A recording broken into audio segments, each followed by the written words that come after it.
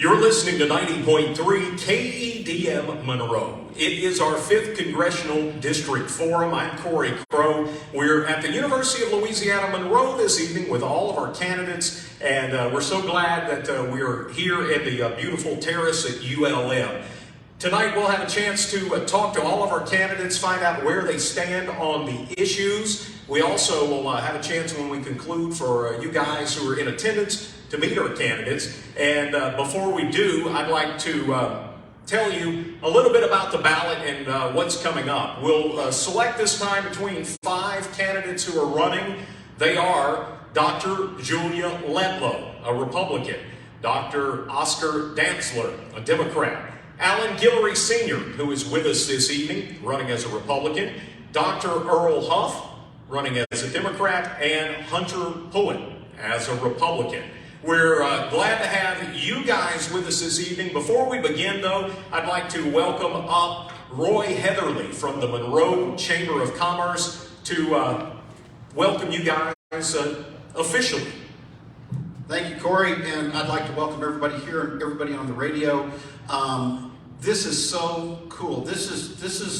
It may sound corny, but this is what America's about, that we get a chance to come in here and hear a free flow of ideas. And so we are honored as a chamber to be part of this. We're honored that we get to partner with Chris and the West Monroe Chamber and with the Student Government Group and with Corey Crow. And I do want to say to the candidates too, how much we appreciate you guys.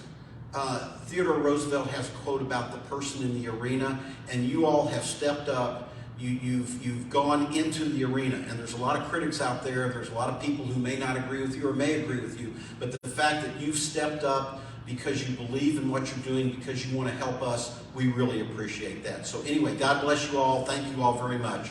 Thank you, Roy. And again, we'd like to thank the Monroe Chamber for making this possible. Also, we cannot do this without the West Monroe West Ouachita Chamber, and Chris Kelly is with us. He is the Executive Director. Chris, come up and say a few quick words and we'll get underway. Thanks, Corey. I just want to echo what Roy said, but also there's truly no higher calling than to give your time, your effort, and your considerable knowledge and expertise to public service. So we strive every day to try to build economically for our area, and I know that no matter who wins the race, y'all will argue for us in Washington, D.C., and that means a lot to us. So bringing yourself here tonight and opening it up for ideas to this public forum is really important to us, and thank you for your time and dedication to our area. Corey, it's back to you.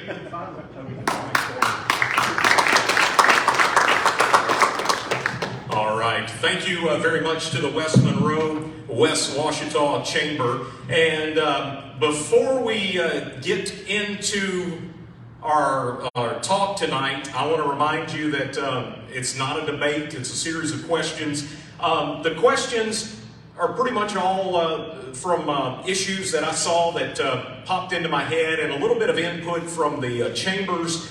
And they didn't give me any specific topics. They'd say like farming. And then I took off in that direction. So that's what we'll get into this evening. Time for our opening statements, and for the folks in attendance, we drew to make sure it was fair. And our opening statement tonight will be from Dr. Earl Huff. And Dr. Huff will give you 2 minutes for an opening statement, sir. Thank you. I'm Walter Earl Huff, and I'm running as a Democrat. The reason I'm running, I took an oath to defend the Constitution of the United States against all enemies, foreign and domestic, and I think it's being attacked from all different directions.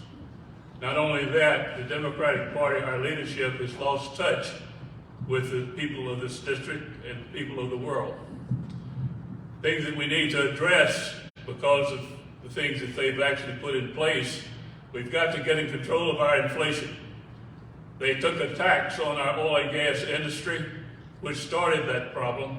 You can see it in the diesel prices in this particular area for the farmers. It's going to be a long haul to get that under control. It's not going to happen overnight, but we've got to address it. We've got to close the southern border.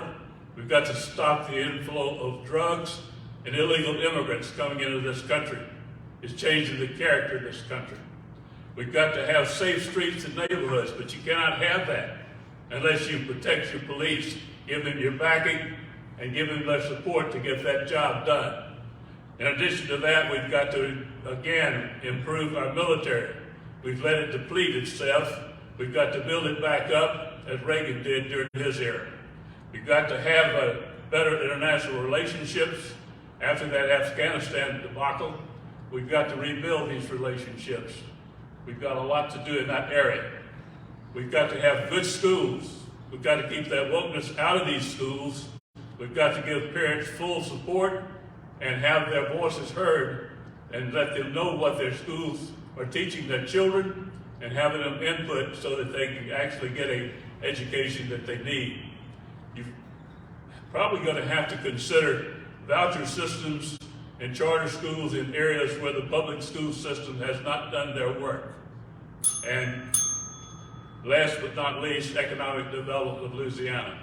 I have a very varied background, and I think it would help in solving some of these problems. I thank you for the opportunity. That is Dr. Earl Huff, running for 5th Congressional District. Next up, a 2-minute opening statement from Mr. Hunter Pullen. Good evening, ladies and gentlemen. Like Dr. Huff here, I also swore an oath to uphold and defend the Constitution. And I agree with pretty much everything the doctor said. The only thing I differ is I believe that while we do need to give our support to law enforcement, there should be a greater amount of accountability. Officers are getting away with stuff that would see Marines spend their life in Leavenworth. That being said, we also gave these guys a bunch of military equipment and then didn't train them on it. We've got to increase the funding for the police to make our neighborhoods safer. Fentanyl is killing people left and right. It's terrible. It really is. Who I am, though, sorry not to skip ahead, but who I am, I'm Hunter Pullen, running for U.S. House, District 5, obviously. Marine Corps veteran. I'm an honor student. I'd like the opportunity to continue to serve my nation. I'm not going to take up too much time. Dr. Huff said just about everything I needed to say. Thank y'all. Thank you. Thank you, Mr. Pullen. We appreciate you being here. Next is Alan Guillory, Sr. Mr. Guillory, a 2-minute opening statement. Good evening. As you know, I'm Alan Guillory. I'm running for the 5th Congressional District. I'm number 28 on the ballot. This is not my first time in this arena. I'm actually one of the only candidates that ever served on local and done some quality things in the community.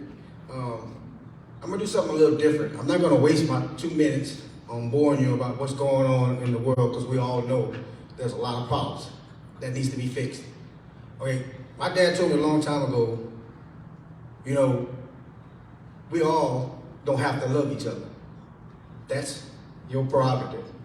You want to love me or not love me because I'm not dark enough or light enough, or my hair's not straight enough, or I'm not tall enough, maybe I'm not fat enough. That is your prerogative. But what I have learned in 53 years is no matter what party you with, or who you are, or what color you are, we can learn to like each other. Okay? And I think we need to go back to doing that.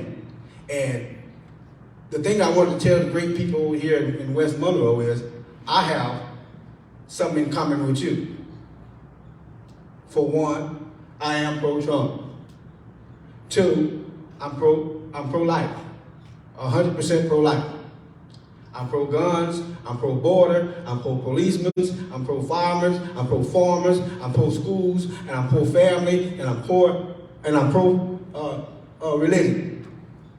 All of those things I just named right now is being attacked. This is one of the greatest, or probably one of the biggest elections in our lifetime that we're gonna vote. And we better make damn sure we send somebody to Washington who know what they're doing. Thank you for having me. Thank you, Alan Guillory, Sr. We'll pause for a quick break. When we come back in just a minute, we'll have a chance to learn a little more about Election Day. There may be folks out there that don't know where to vote or don't know anything about the election. We're going to get you up to date in just a moment. You're listening to 90.3 KEDM Monroe.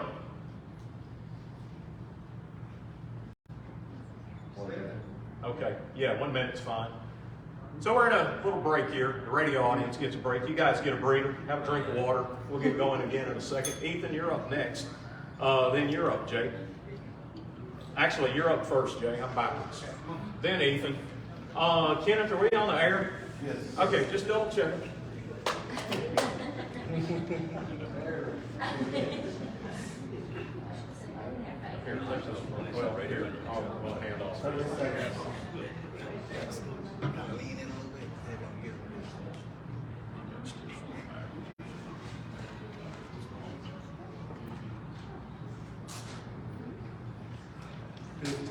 All right. 10, 5,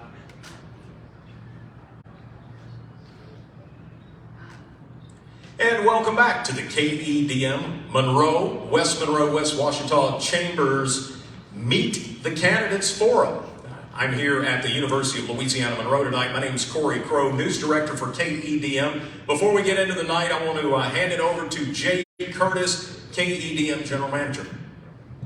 Thank you again for everybody for being here, for listening. If you're joining us online, if you're listening on your smart speaker, if you're listening over the radio, thank you so much for joining us. We're excited to have this kind of chance to have the contribution to the community, to have a place for people to be able to get to know the candidates. That's why we do these, and that's why we try to do as many of these as we possibly can with our small but very, very dedicated staff. We're also in the middle of the KEDM Fall Membership Drive. So if you haven't heard about that already, it's where we raise the money to be able to provide not only great national and local reporting, but forums and events just like this. Things that connect the community, things that help create an informed voter base, an informed populace, because people who have information are going to make better decisions no matter what. So we're here celebrating everything that KEDM brings to our community. We're also raising money. So if you would like to be able to give us a gift, it's very easy to do. Just go to our website, KEDM.org. The strange thing about public radio, we give it away, and then we ask you to choose how much you'd like to pay for it. So whatever gift that you would like to give, that could be $1,000, that could be a gift of $5 or $10 a month. Every little bit helps, but we encourage you to be a part of this. You're already a part of this discussion. By listening, by joining us tonight, we ask you to be a part of this discussion from a financial point to be able to help provide the support that it takes to bring you this kind of quality programming. 342-5575 or KEDM.org. Thank you, Jay. Well, Election Day is coming up, and we have this event in conjunction with the University of Louisiana Monroe SGA, the Student Government Association. I'd like to bring up Ethan Estis. He's the president of the ULM SGA to talk a little bit about Election Day. Thank you, Corey. Good evening.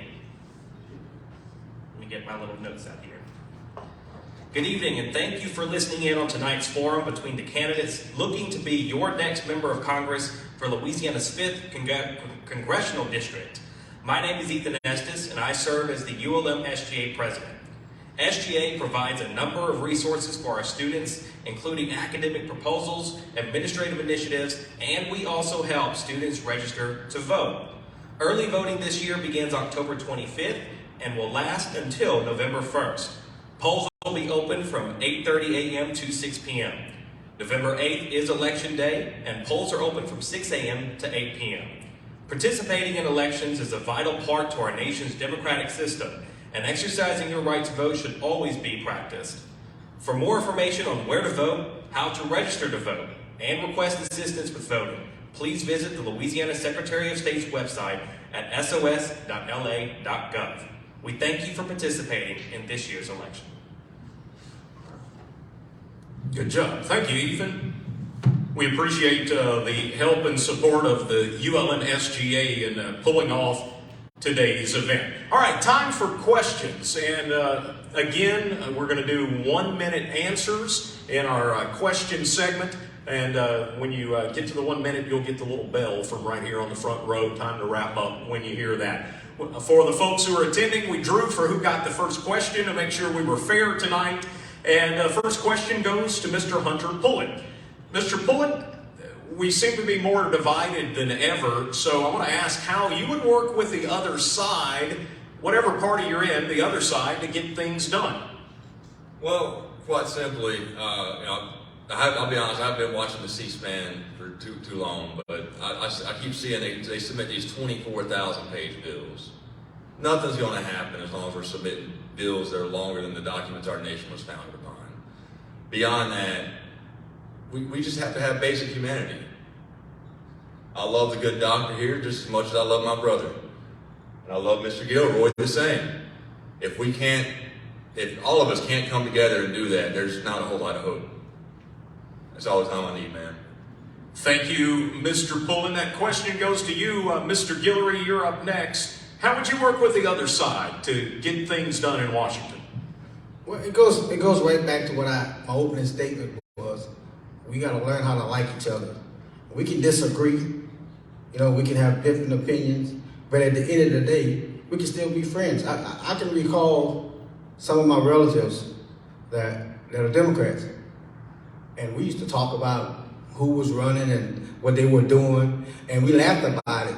After we might have had differences, but after we laughed about it. The problem now is we take everything so personal, and the truth of the whole matter is none of us are the same. We're all going to have our different beliefs. It doesn't make you more or less than the next person. It doesn't make you racist, like the media try to portray us as being a racist, some racist Republicans. We're not that. We're not that. I'm not that. I got black, brown, blue, and yellow in me. I got all of them in me. I am America's face. Because the next few generations, everybody's going to look like me.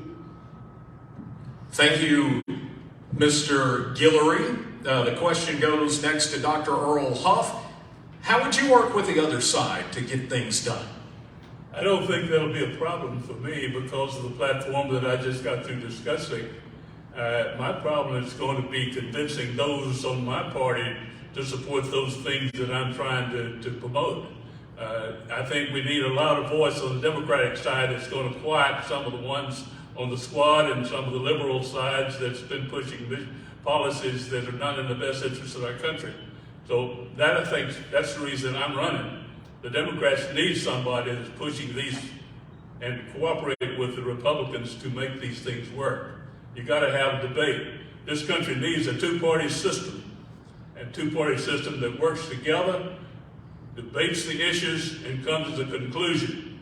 But as you heard from me, my opening statement, what I'm promoting, I've been accused of sounding too much like a Republican. In fact, the most vocal voice that I've heard is, I'll never vote for another Democrat as long as I live. These are time Democrats that have told me that. Thank you, Dr. Huff. Next question goes to Mr. Guillory first, and I just want to learn a little more about you guys. So what in your background or your education or your work experience makes you feel that you're qualified to run?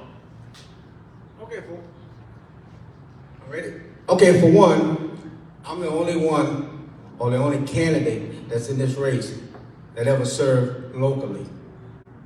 And I got elected at 19 years old. So we don't need a career politician, but we do need someone with some experience. I've done a lot of things in my community. I've started a trucking business almost 30 years ago. I was real successful. I've been all around the world, to Canada a few times. I done worked with all kinds of people, no matter what race or religion they come from, and we do just fine. And that's what we need. We need a people's person in Washington. We don't need somebody that's going to be just for the whites or just for the black or just for the Republicans or just for the Democrat. We need somebody that's going to work with everybody for the betterment of our community. That's what makes me more qualified. Thank you. Thank you. That's Alan Guillory Sr. The question goes next to Dr. Huff.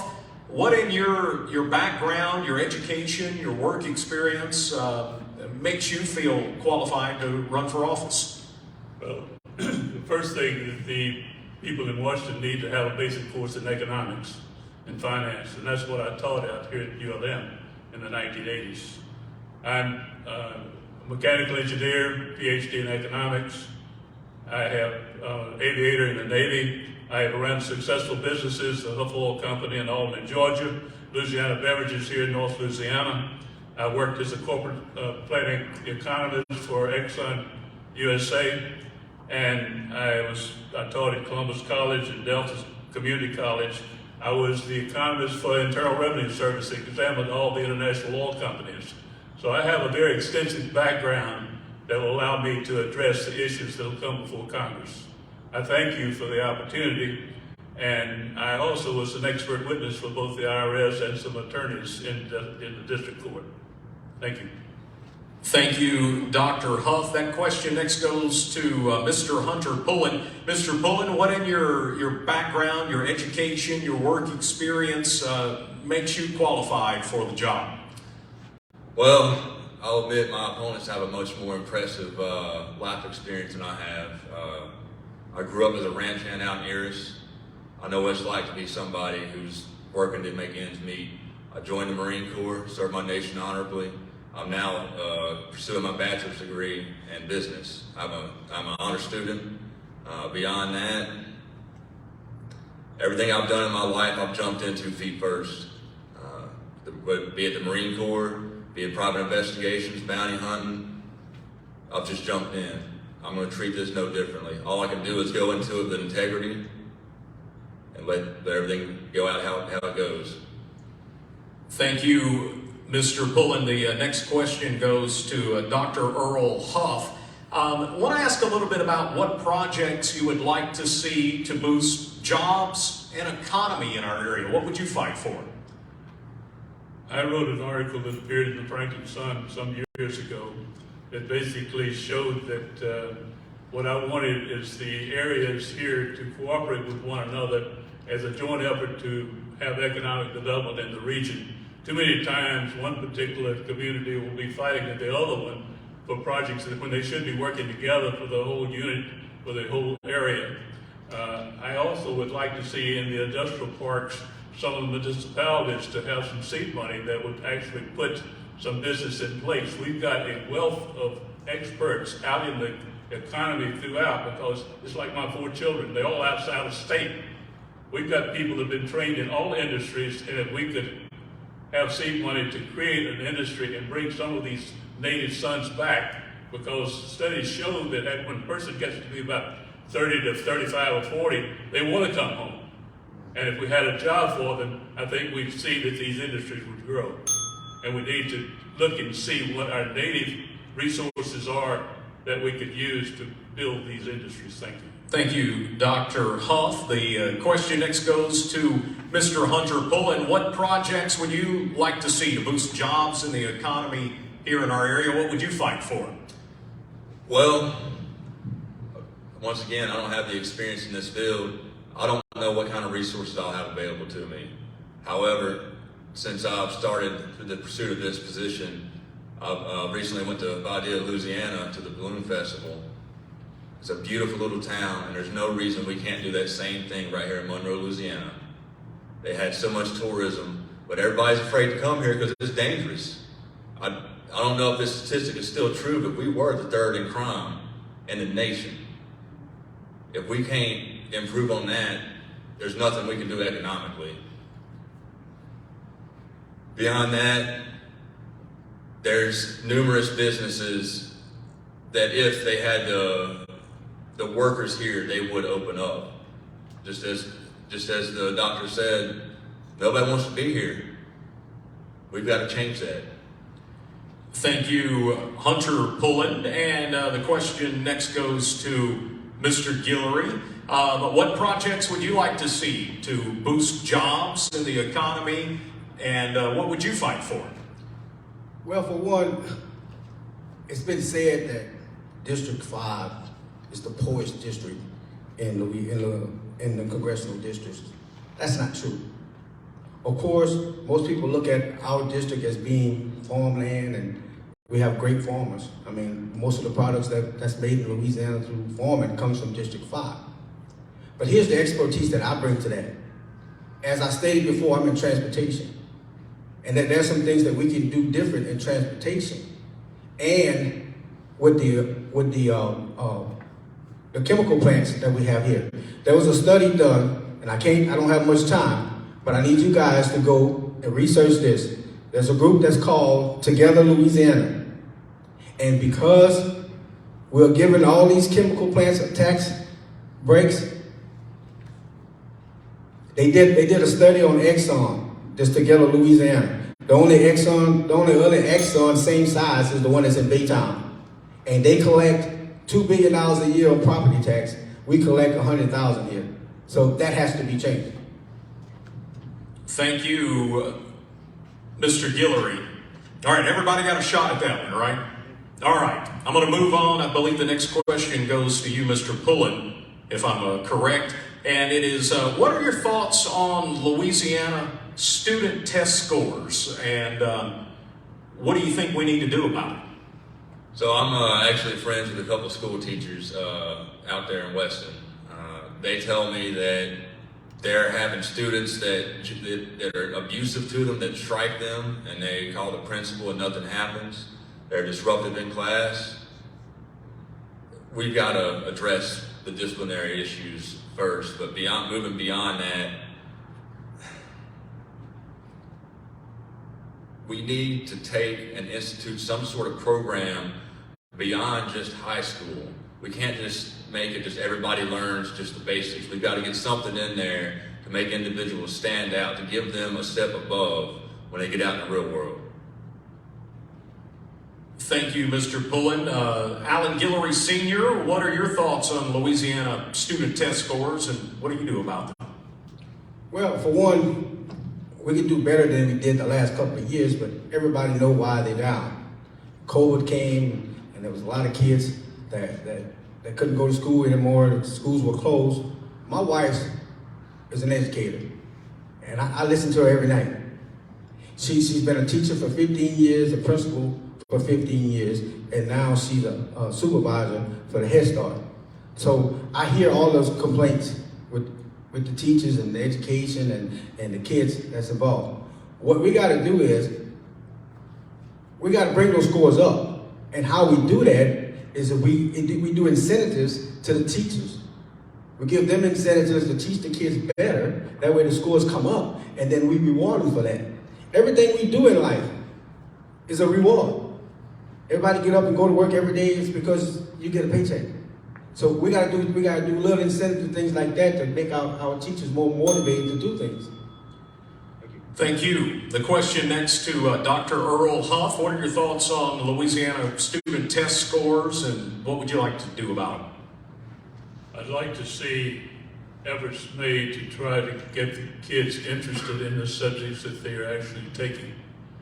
Too many times I've had 4 children go through Neville, and they had teachers that were just enthusiastic, and they could make the children that way.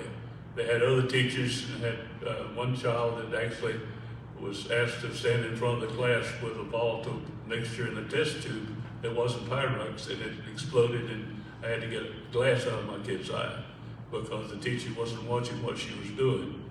I think it starts with the instruction, whether the teacher is really interested in the children, and I think the teachers need to be graded as well as the children in the performance of the students in the particular classroom.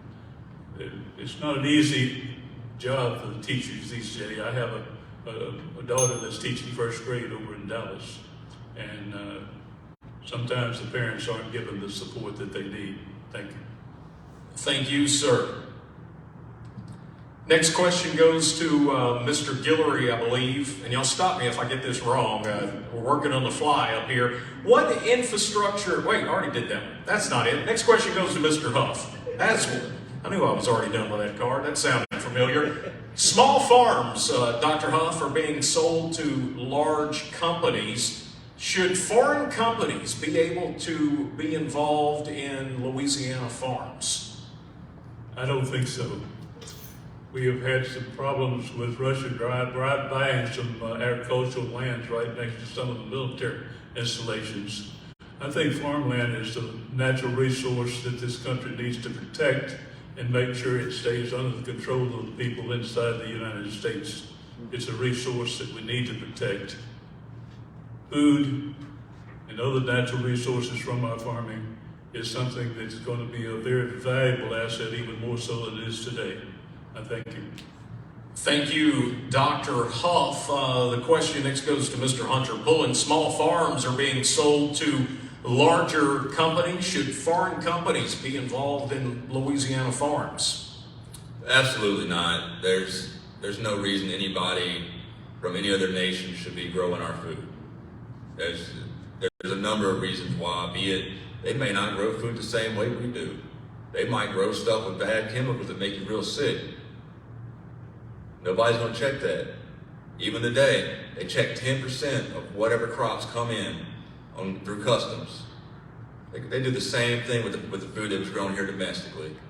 And if you think those people wouldn't dump trash right there in the same field that they grow your food from, the rest of the world doesn't care. They don't have American interest at heart. Thank you, Hunter Pullen. And the question goes next to Mr. Guillory. Small farms are being sold to large companies. Should foreign companies be able to own Louisiana's farms? No, I do not think they should. I don't know if you guys recall the story that I think Fox did some weeks ago. China has bought, I think, 700,000 acres of farmland, and then some of that land was next to a military base. An American can't go to China and buy a lot because they will not allow you to buy it. Okay? And what I don't understand is how we it's okay to have people come here and do better, and that's fine. Come here the right way. Other thing is we got to stop allowing other people to come here and take over. When there's great farmers here, they just need help. They need the resources, especially in this district. You know, they want to go to this green deal. I got a truck. Trucks. I've owned trucks for 30 years. I've never paid more diesel in the last year or so than I've done in the entire time I've been in operation. It's because we're not doing things right. Thank you. All right, everybody get a shot at that one? I got my cards all messed up. I knew not to second guess myself. I have not asked that question. We got out of order. So I'm going to get us out of order for a second, but we'll be back in order after this. Mr. Guillory, what infrastructure needs do you think are the most pressing issues in the 5th District? Well, for one, as I stated before, this district is a farming district. Okay, it's a big district. The thing that we need to do is we're gonna have to help our farmers. We're gonna have to help them to hire people from this district. We're gonna have to have the fact that I'm not sure about that. We're gonna have to have the fact that we gotta hold these chemical plants accountable. Just like you pay your property taxes every year, and I don't like paying mine, but I pay them. So how can we have industries that's here, that's not paying any taxes, and then they don't even live here? That's not right, and it ain't fair to our people. So we got to change those things. Thank you, Mr. Guillory. That question goes to you, Dr. Huff.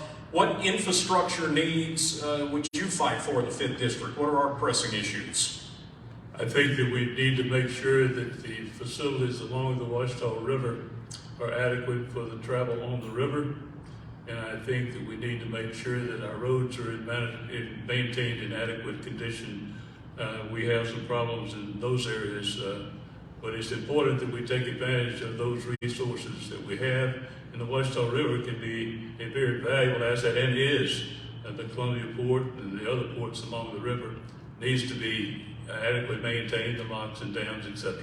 Thank you. Thank you. And the question next goes to Mr. Pullen. What infrastructure needs would you fight for in the 5th District? What are the most pressing things you see? So, granted, I haven't driven everywhere in the 5th District. I've been all over since I started this. The roads are pretty bad in some places. Here recently, they did 6 months of road construction on the highway going to Bastrop. It's worse than before they started. Moving beyond that, the water here locally, I know I personally invested about $7,000 into a small business. I was going to try to grow little microgreens, sell to restaurants. Problem is, there's bacteria in our water that kills everything you try to grow. It also gets in your dog's heart. It also gets in your heart, maybe. It's rare, but it can get in your heart, it can kill you. We need to handle that, and we need to handle the roads. Moving beyond that, I'd like to look at our network infrastructure. I know that personally, I can't oftentimes complete my classwork because my internet is just going out. It's so unreliable that I've almost not attended a single class. Thank you. Thank you, Mr. Bullitt. The next question goes to you first, Mr. Bullitt. As gas prices have been increasing, motorists have really felt the pinch. I think all of us have. Louisiana's dependent on that oil and gas money. Should Congress step in to augment state budgets to make up for oil and gas revenue that would be lost because of electric vehicles? That's a very difficult question. I don't know that we're going to see the effects in this next 2 years. It's going to take a little bit longer for those electric vehicles to start rolling out. I don't know about y'all, but I don't see a whole lot of Teslas on these Louisiana roads. I see a whole lot of gas trucks and a whole lot of diesel trucks. Moving beyond that, I don't believe the government should help these big corporations. That we've bailed out enough corporations. We're in a lot of debt. If their business model failed, that's on them. They should have took a better business class. Thank you, Mr. Bullitt. Alan Guillory Sr., as gas prices increase, motorists are feeling the pinch. Louisiana is dependent on that oil and gas money. Should Congress augment the state's budgets to make up for the oil and gas revenue that's lost because of electric vehicles? Well, for one, I think not, and I'm gonna explain why. It's an easy fix. All we got to do is let Louisiana start drilling again. I mean, we've done that for the last, I don't know how many years, and we've done well at it. And I worked in the oil field when I first started transportation. We haul a lot of oil field tools and stuff, and things has come a long way. You know, and most people don't understand that they're thinking that it's the old way. For one, these foreign companies are doing the same thing, probably worse than what we do. We got more EPA rules and regulations on Louisiana than probably any other state. We can do this. We know how to do it. We just got to have the people in Washington to unblock some of these things that we need to do. Thank you, Mr. Guillory. Dr. Earl Huff, gas prices have been increasing. I think we all felt the pinch. Louisiana's dependent on oil and gas money. Should Congress step in and augment those states' budgets to make up for oil and gas revenue lost because of electric vehicles? There are people in Congress that has already been looking at this particular issue, and I think there's also been people in the states that are looking at it. And they're looking at different ways to tax electric vehicles to offset the loss in these particular revenues. I'm not sure will it end up being a tax at the state level or a tax at the federal level, or both, to offset that. But there will be a tax or charge on electric vehicles for the money needed to maintain the roads in the states. Thank you. Thank you, sir. Moving on, Dr. Huff, we're currently in a major drought right now. Mississippi River doesn't have a lot of water in it. Is climate change to blame?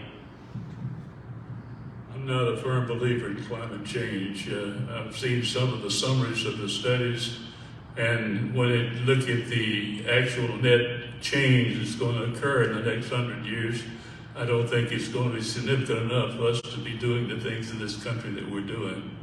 I think it's overstepping the new green electric movements. We're overstepping the timeline. We're not ready for those particular type of changes that's being made in this country. The electric grids are not going to handle it, and people forget what the electricity is actually generated from. If you look at the electrical plants in this country, they're not run by the windmills and the solar panels. They're run by natural gas and atomic energy and coal, etc. The chemical industry, anything that you have on, you're going to have something from the petrochemical industry. Thank you, Dr. Huff. That question next goes to you, Mr. Hunter Pullen. We're currently in a major drought. Mississippi River running dry on us. Is climate change to blame?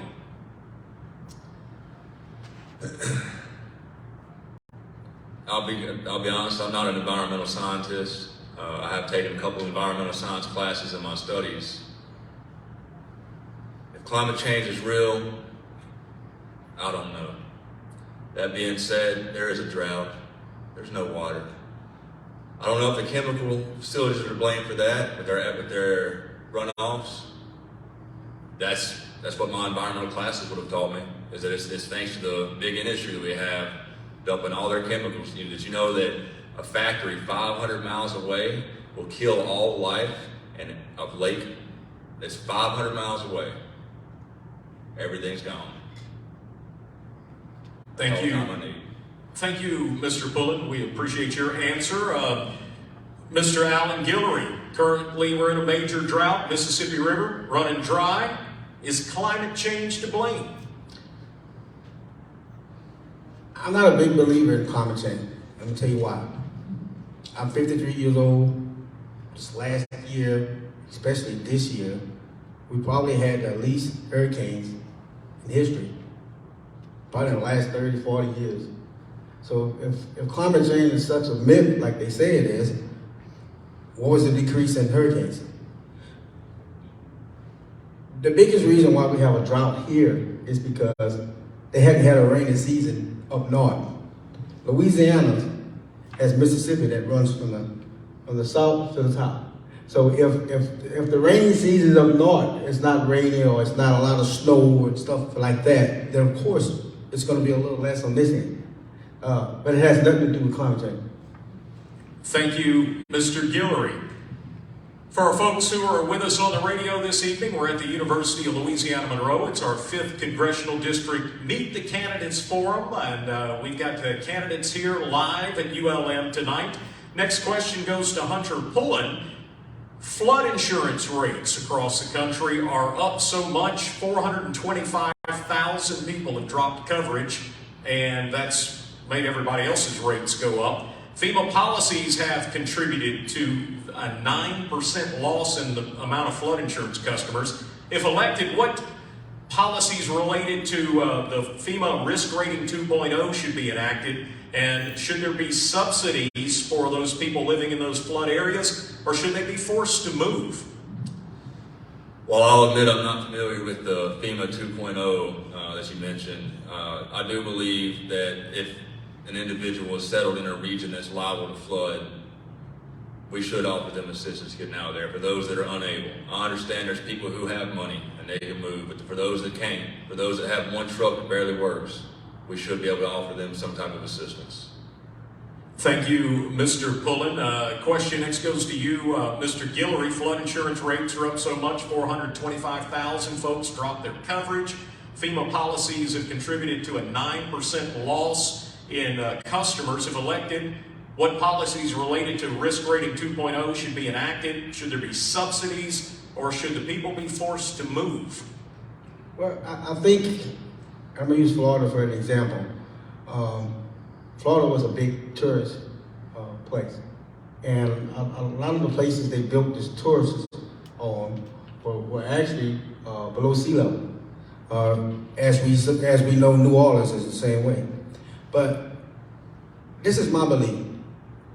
If we can let over 2 million people come across the border illegal and build them a state-of-the-art tent in New York, where they got PlayStation, TVs, telephones, they got all the luxuries that most of our people don't have.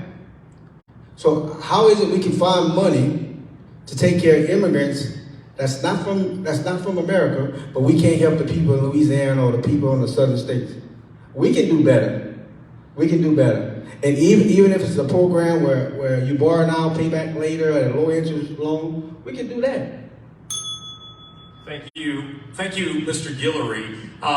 The question next goes to Dr. Earl Huff. Flood insurance rates up so much, 425,000 folks have dropped their coverage. FEMA policies have contributed to a 9% loss. If elected, what policies related to the risk rating 2.0 should be enacted? And should there be a subsidy for those folks, or should they be forced to move from their homes? I'm not a very good fan of subsidies of anything that's going to be a long-term proposition. I think we have to find a solution that's going to be a final solution to this. If people are going to live in areas that are prone to flood, they're either going to have their insurance and pay the price, or they're going to have to find another location. I don't think that subsidies is the answer, particularly when you look at our federal budget that's over $6 trillion and our revenues coming in is about $4 trillion. We're about $2 trillion short. Now, every time that we start looking at this budget, there's a lot of good projects that we'd like to fund. But if you don't take the financial responsibility towards this and have some solutions that's going to find the conclusion and not perpetuate it for the next 50 years, I don't think subsidies is the answer. Thank you. Couple more questions for you guys, and the next one goes to Alan Guillory Sr. The COVID virus is currently rebounding. We're in the 6th wave right now. What would your response be as a congressman, and what did we learn last time? Well, for one, we haven't learned much about it.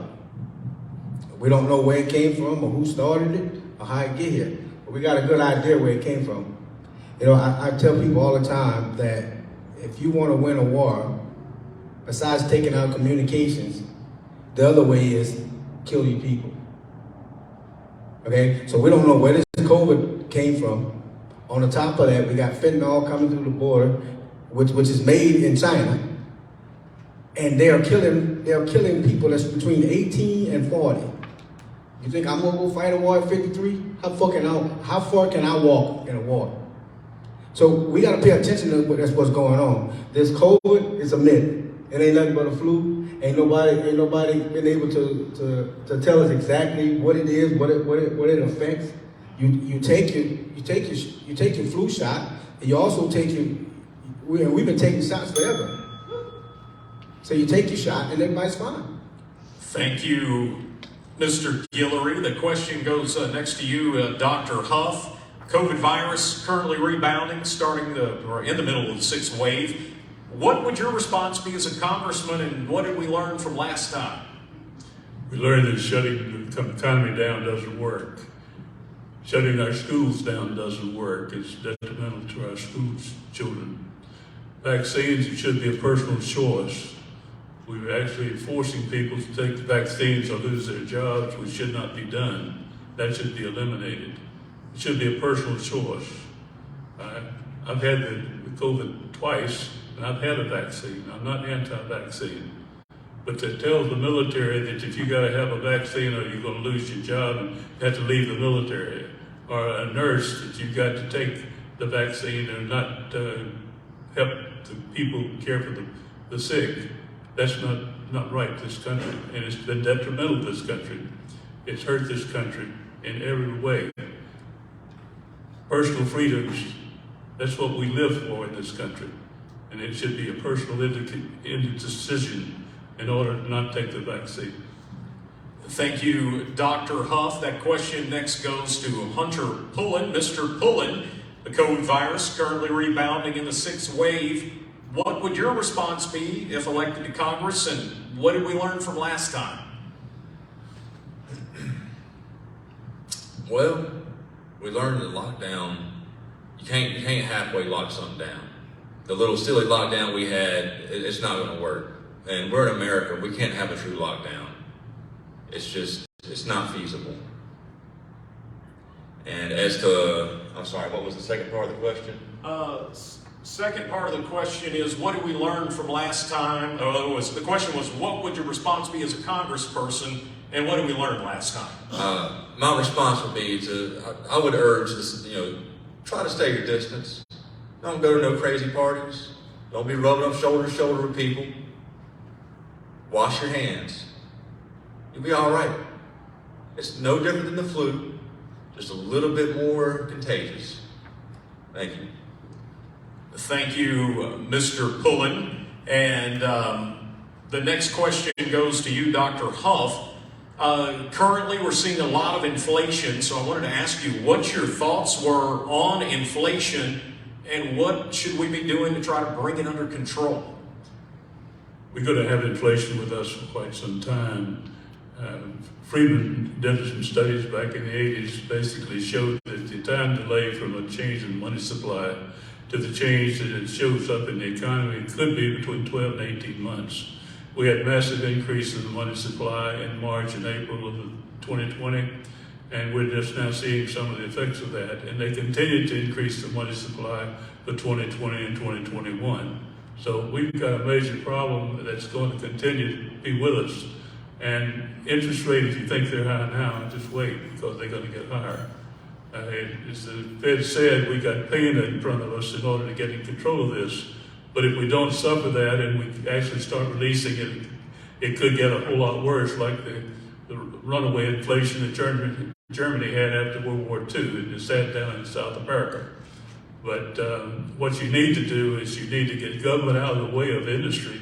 Let the oil and gas industry start producing what they can, and let both this take the subsidies out of the wage earners, so that they have to have a work requirement in order to go back to work. And you've got a supply and demand. You've got to solve both sides of that. Dr. Huff. Question goes to you, Mr. Pullen. What are your thoughts on inflation?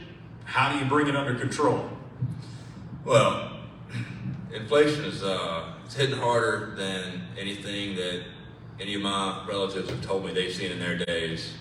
How we get under control? There are currently over 1,000 federal programs that have not been authorized by Congress to continue to operate. I don't know how much money is involved in those 1,000 programs, but they include agencies such as the DEA, the ATF, and the Federal Election Commission. I would start by auditing these programs, determine whether or not we need them to continue to operate, and if not, we can go ahead and cut them out. Moving beyond that, I'm sorry, the question was inflation, what I would do to... Inflation. What are your thoughts on inflation? How do you bring it under control? Louisiana can't survive at the inflation amount that we're at right now. We've got to get under control. We've got to stop spending money. We can't keep sending billions of dollars to Ukraine. My heart bleeds for those people, it does. That is awful what's ongoing over there. However, we just sent them $750 million last week. Thank you, Mr. Pullen. Mr. Guillory, the question goes to you. What are your thoughts on inflation right now, and how would you bring it under control? Well, as we recall, 18, 19 months ago, we didn't have an inflation problem. Inflation was a man-made deal. Our president and his Democratic comrades, they're the reason why we got inflation. On day one, he shut down the Keystone Pipeline, if you remember. He stopped fracking in Pennsylvania and West Virginia and Virginia. There's no more oil drilling here in Louisiana or Texas. We can do this. We got all the resources here. Why are we buying oil from a foreign country and begging them to sell us oil when we can make that oil here? So it's an easy fix. Inflation is self-wounded. If you want inflation to go down, if you want control over the inflation, vote Republican. And you won't have a problem with that. When you go to buy your eggs, they ain't gonna be $6. They'll be right back to $1.99 like it was. If you need a gallon of milk, instead of spending $5 for a gallon of milk, it'll go back to $2 like it was. Thank you, Mr. Guillory. One more question, gang, and then we'll get to closing statements. And the next question goes to Hunter Pullen first. And the question is, the Russian attack on Ukraine is stirring talks of World War III and nuclear war. What should the U.S. response be in Ukraine and in the Russian situation? as I previously mentioned, my heart, it does bleed for those people. That's awful. They're being, they're putting a good fight up now. They're winning pretty good. Our aid has done wonders for their military, and our training has done wonders for their military. We need to step back. We don't need to be involved in that. Nobody wins in a nuclear war. We just abandoned most of our equipment in Afghanistan. We haven't rebuilt it. If we go to war right now, it's not going to be good. No branch, except for the Marine Corps, hit their quota for recruits this year. The Army missed their quota by 50%. Most Americans are no longer fit to serve in this nation. We need to step back, get ourselves in check, get ourselves back to being fit and ready to fight. Thank you, Mr. Hunter Pullen. Mr. Alan Guillory, the Russian attack on Ukraine stirring talks of World War III and nuclear war. What should the U.S. response be in the Ukraine-Russia situation? Well, I think we're in trouble now, because there was a small window of opportunity that this administration could have done something to stop that. And now that it has started, it's a big problem. If you recall, not even a year ago, we had a president by the name of Donald Trump in office. Why wasn't he trying to take over Ukraine then? Why Jim Kang-Lu, whatever the guy's name over there in China, why he wasn't thinking about taking over Taiwan? Why Little Rocket Man is shooting missiles again? If you recall, what made me respect Donald Trump was this: America's first. If you don't put fight in other countries, they're gonna try to take you out. If you recall, Donald Trump made a statement. He said, "Mr. Rocket Man, you over there practicing? Our buttons work." And when he made that statement, thank you, Mr. there was no more rockets flying nowhere. All right, that question heads next to Dr. Earl Huff. The Russian attack on Ukraine stirring talks of World War III, nuclear war. What should the U.S. response be in the Ukraine-Russian situation? Ukraine has support from both sides of the aisle in Congress, and I only have one criticism of what they've done. They haven't given them the materials and support that they needed when they needed it first. They made a decision, but they just petered it out just little by little. I don't like limited wars. If you're going to support them and let them win. If you're not going to support them, don't do what you're doing now. I'd say just go ahead and give them what they need so they can finish the job in the time that they have without having to have the whole country destroyed. I don't think Russia's going to use the nuke. It would be the death of the whole area there if he were to do that. And I think he's going to have the same position that they had during the Cuban fiasco. Thank you. Thank you. Thank you, Dr. Huff. That concludes my questions. We're going to take a quick breather, come back in 1 minute, and hear a few words about the election, and then we'll get closing statements from our candidates. You're listening to 90.3 KEDM Monroe. Oh, cool. Picture time, guys. So good. There you go. 1, 2, 3. Thank you very much. I'll get it too. Oh, y'all free. I'm gonna stand over here this time. Put my glasses on each time. That might look better. All right, I'm stealing this guy's water. All right. Seconds. How many? 30 seconds. All right, so we're going to do 1 minute answers here on the close. And first person up is going to be Mr. Gilbert. 15. Jay, come talk. 10. If y'all don't know, I'm directing television here at the same time, too.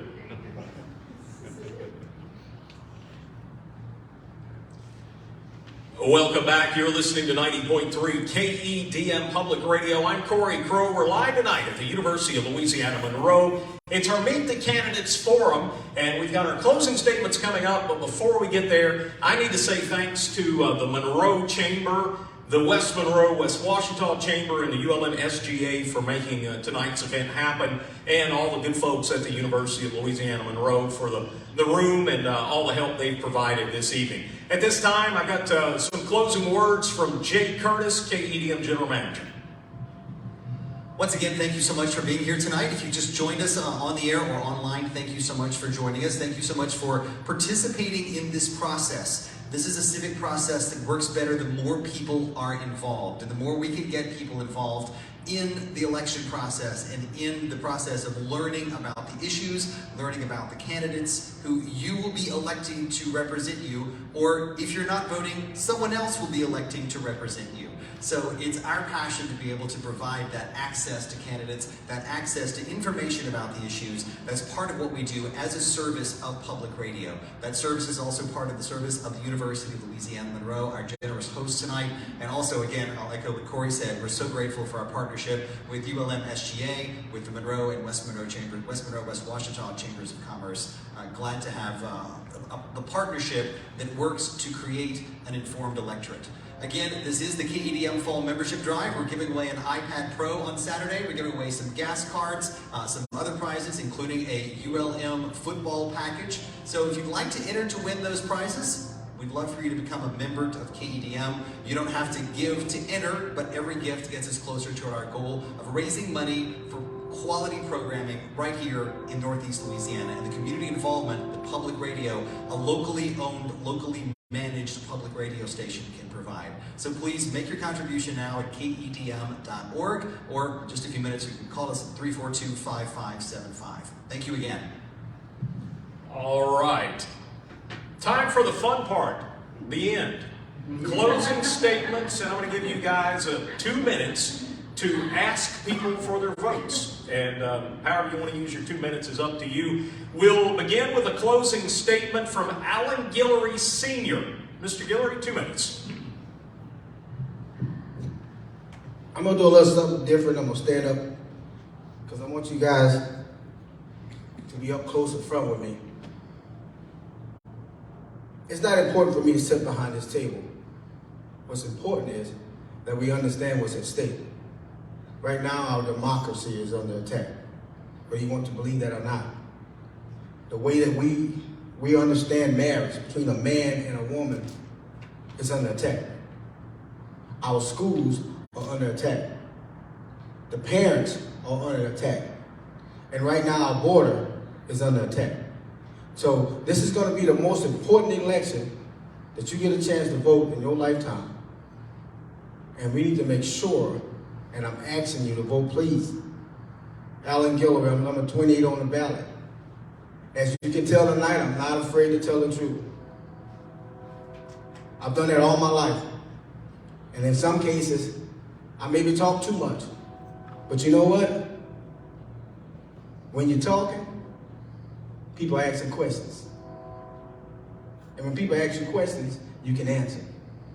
That's what we need. We need somebody that's going to go to Washington and ask some of the tough questions. And stand up when we need them to stand up. As you recall, whenever we had this big problem with this impeachment, you realize how good this economy was within the last 4 years? And every day, this man had to fight the Democrats. What you think would have happened if we could have worked together? It don't matter if you like Trump or you don't like Trump. That's your prerogative, as I stated before. But guess what? We can all learn how to like each other, especially when they're doing something right. So my question to you, the famous word of Ronald Reagan, are you better now than you was 2 years ago? Thank you. And if the answer is no, you know what you need to do. Thank you. Thank you. That is Alan Guillory Sr. He is a Republican running for the 5th Congressional District seat. Next closing statement goes to Dr. Earl Huff, running as a Democrat. Dr. Huff, 2 minutes, sir. I want to thank you all for letting me have the opportunity to speak to you this evening. And I did not address as well as I wanted to the problem with inflation because of the problems that we have. It's a two-sided affair, both supply and demand. On the supply side, we've cut out a lot of our workers. We've got about 1 or 2 million workers that's no longer in the workforce because they found it attractive to not work and earn about as much money as they would if they were working or more. And then if we look on the demand side, the money that was spent, our debt went from 14 trillion to 21 trillion because of the 7 trillion that was spent during the pandemic area. And that's going to be haunting us for the next few years, I'm afraid. So we're going to have to address both of those in order to get it under control. But the thing that worries me the most, if you look at the federal budget, if you look at Social Security, that's cost us about 1.3 trillion. If you look at the Medicare and the medical part of it, you're looking at about $1 trillion there. And when we got right now the budget that we just got through looking at with revenues around 4 trillion and expenditures over 6 trillion, and we're talking about all these other new programs that we might have, we're going to have some real problems addressing the problems in this country, and you're going to have someone to really say no to some of the people that are not going to hear it. It's going to be a difficult task for the people that's going to be in Congress. I'm sorry, but I have a very extensive background, and I think that I could be very helpful in addressing these. Please, when you leave, pick up one of my little handouts that shows you the policies I'm pushing and my background. I thank you very much again for the privilege of talking with you this evening. Thank you. That is Dr. Walter Earl Huff, running as a Democrat for the 5th Congressional District. And our final candidate of the evening, closing statement, goes to Mr. Hunter Pullen. Sir, 2 minutes for closing statement. Good evening once more. I'll keep it simple. I'm running on accountability, integrity, and transparency for our government. There's not enough of it. We need more of it in Washington. The Constitution repeatedly has been attacked by both parties. This cannot continue. We can't allow it. It is your civic duty to vote. Vote for somebody who will uphold the Constitution. Moving beyond that, my website is pullingforcongress.com. 2 minutes is not enough to tell you all the wonderful ideas I have. I have things on prison reform. I have things on cannabis. I have things on trade schools. I have things on providing affordable higher education for every citizen in America. And it's not going to cost the taxpayer a penny. It's an opt-in program. You pay your percentage. You wait your 10 to 12 years. Do it as a kid. Parents pay for it. You go to college. It's done. We don't need this loan forgiveness. We're adults. We need to act like it. 60% of the money that's ever been printed has been printed since President Biden took office. That's why we have inflation. Once again, that website is pullingforcongress.com, P.O. Box 231-71294. Look me up. Thank y'all. Thank you, Mr. Hunter Pullen. Again, candidates, we appreciate you guys putting yourself out there. It's a difficult thing to answer these questions, and lots of appearances and meeting folks, and we just want to again say thank you for coming out tonight. For our folks who are in attendance tonight at ULM, be sure and stop and talk to the candidates who are here with us tonight. We're also going to make you available to the media. Some of those folks will have some questions for you as well. I need you all to do one thing. Make sure you're registered to vote. If you're not registered to vote, get it done. Head to sos.la.gov. You'll find links there to the Go Vote platform, and you can find out about how to vote, where to vote, what's on your ballot, and make sure you check where you're supposed to go vote. Some of those places have moved a little bit, and there are lots of things other than the 5th District that are on your ballots, depending on where you live in the KEDM listening area. That will do it for tonight's forum from the University of Louisiana Monroe. We want to thank again ULM, the Monroe Chamber of Commerce, the West Monroe-West Ouachita Chamber, the ULM SGA, the University of Louisiana Monroe, KEDM Public Radio, and our listeners who are with us tonight on the air. And for our listeners who are with us right now, you should be enjoying great blues, funk, soul, and zydeco right now. We'll get right back to that, and I challenge all of you on the drive home, put your radio on 90.3 KEDM Monroe. Have a great night.